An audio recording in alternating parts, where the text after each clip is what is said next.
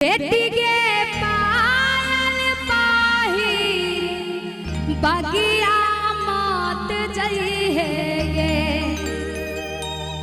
बेटी के पायल पाही बगिया मत जइहे गे। बेटी के बगिया में दुल्हा शिकार खेलथुन गे। बेटी के बगिया में दुल्हा शिकार खेलथुन गे। बेटी के बगिया में दुल्हा शिकार। एक मिनट बाबा की कहे छिए? एक्सक्यूज मी, लेजर लाइट बंद, यहाँ कोई ऑर्केस्ट्रा नहीं हो रहा। हेलो ओ मिस्टर, इधर उधर कहाँ? चोर को हम अपने पकड़ते हैं, चोर चोरी करके इधर उधर कर लेते हैं काहे? हाँ हम तो कुछ देखे ही नहीं, क्या करें भाई? हाँ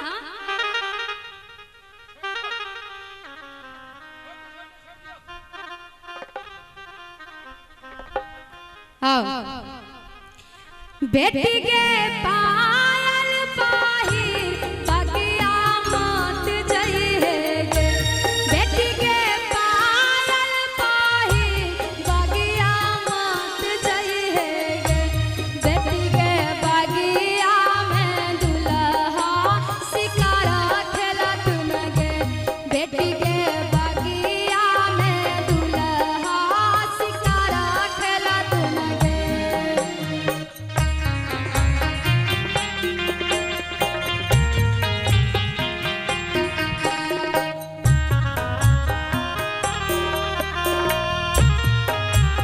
राम बाबू भैया, हाँ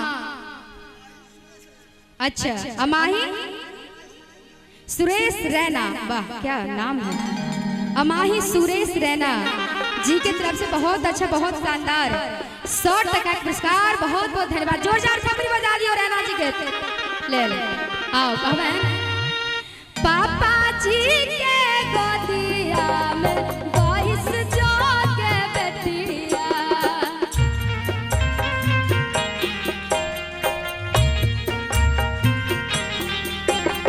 मम्मी जी के गोदिया में बहिस जोगे बेटिया।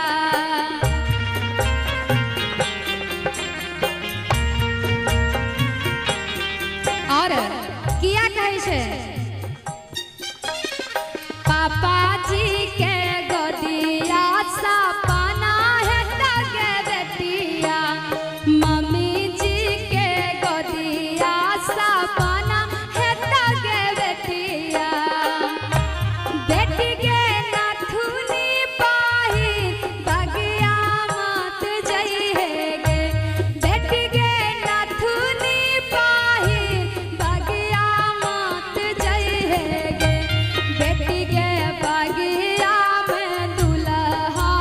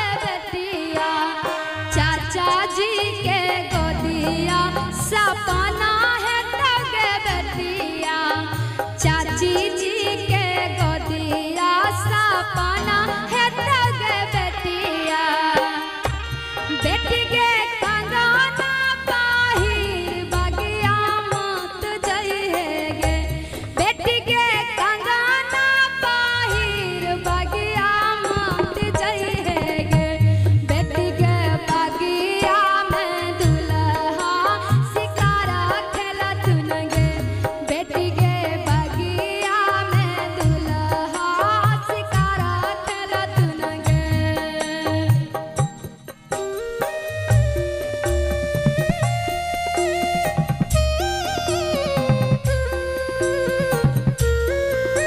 क्या बात है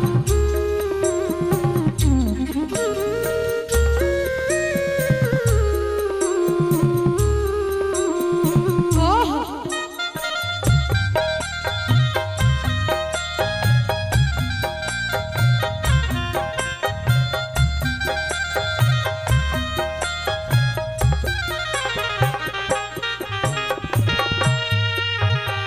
भैया जी के गोदिया में 22 जोगे बेटिया भाभी जी के गोदिया में 22 जोगे बेटिया भैया जी के गोदिया सपना